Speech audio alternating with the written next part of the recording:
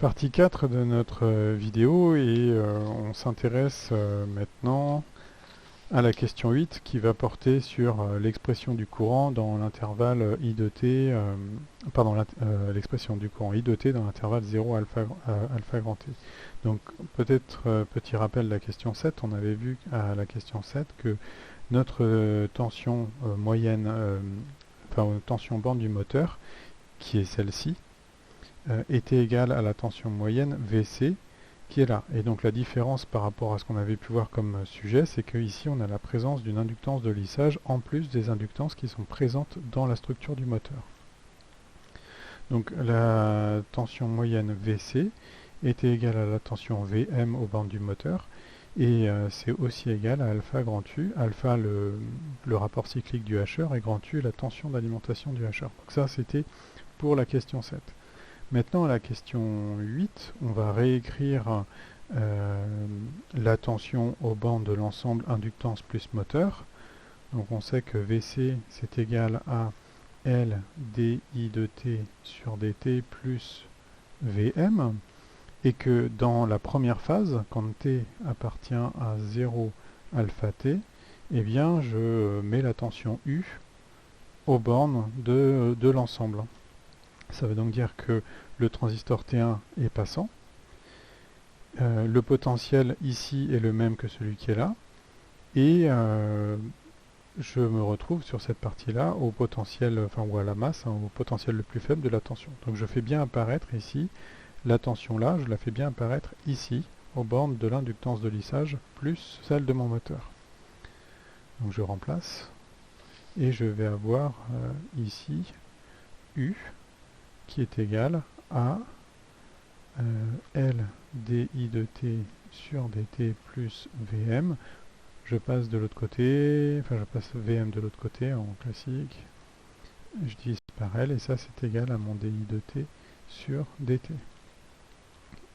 J'intègre et je me retrouve avec un I de t qui va être égal à U de t, U de t, U du hacheur divisé par L multiplié par T plus la condition initiale, c'est-à-dire un courant minimum.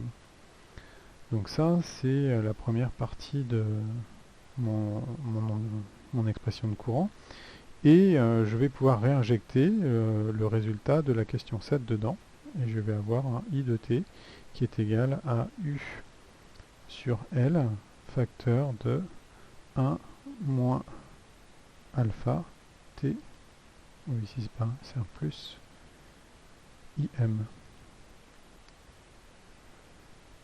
Voilà pour la première partie et donc ça nous emmène maintenant vers la question 9.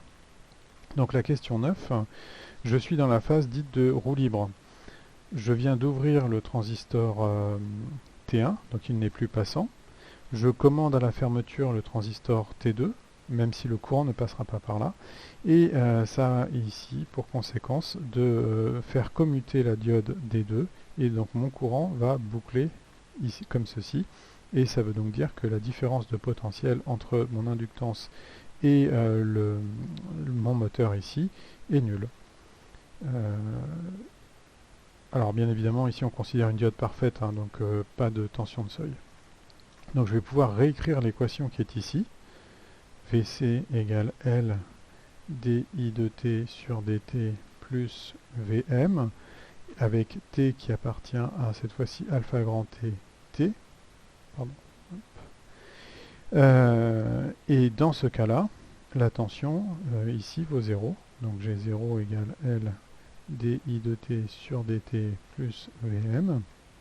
Je passe Vm de l'autre côté, je refais la même opération et je me retrouve avec maintenant un courant I de t qui est égal à moins Vm sur L. Et là, il y a une petite subtilité.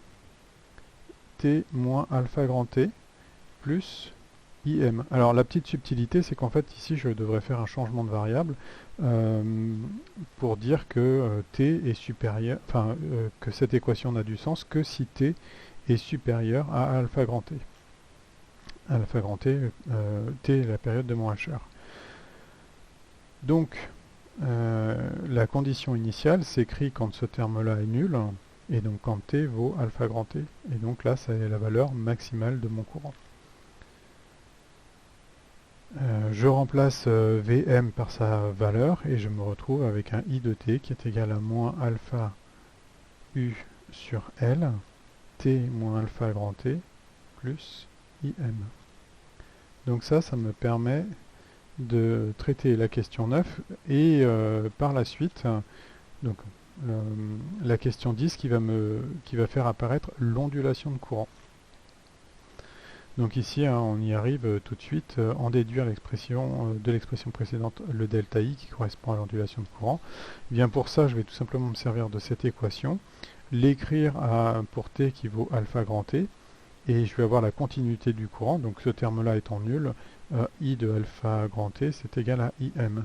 Je passe mon IM de l'autre côté, et je fais apparaître mon delta I, qui est égal à I maxi moins I mini, et qui vaut, ici, tout simplement, U sur L, 1 moins alpha, facteur de alpha T, et à partir de là, je crois avoir répondu à la question, puisque en fait, on me demande de trouver delta I en fonction de U, L, alpha et T. Donc c'est quasiment un résultat du cours, vous le connaissez. Hein.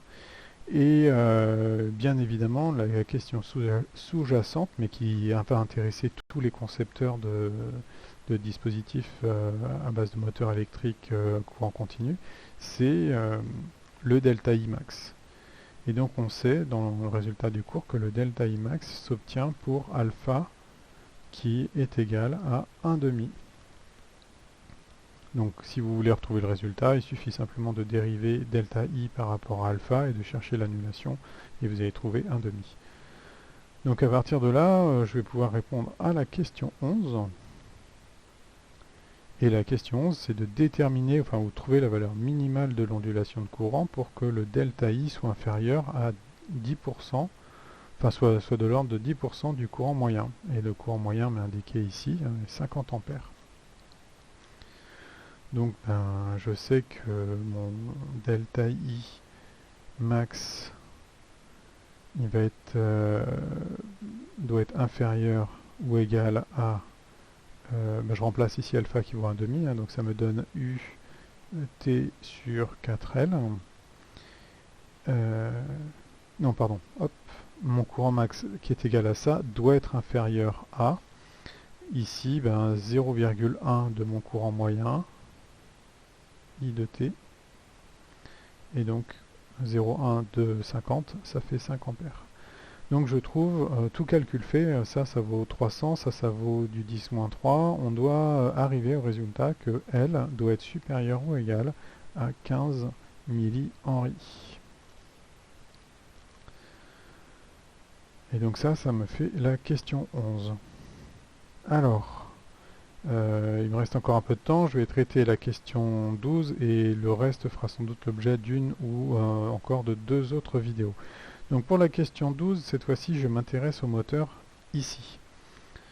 Avec une information, c'est que l'inductance du moteur est quand même bien inférieure à l'inductance de lissage que j'ai déterminée précédemment.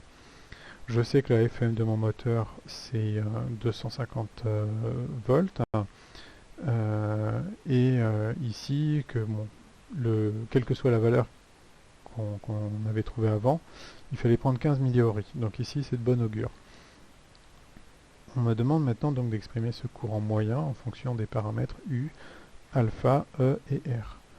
Donc pour ça, je vais me servir de ce que je connais, c'est-à-dire ma tension Vm aux bandes de mon moteur.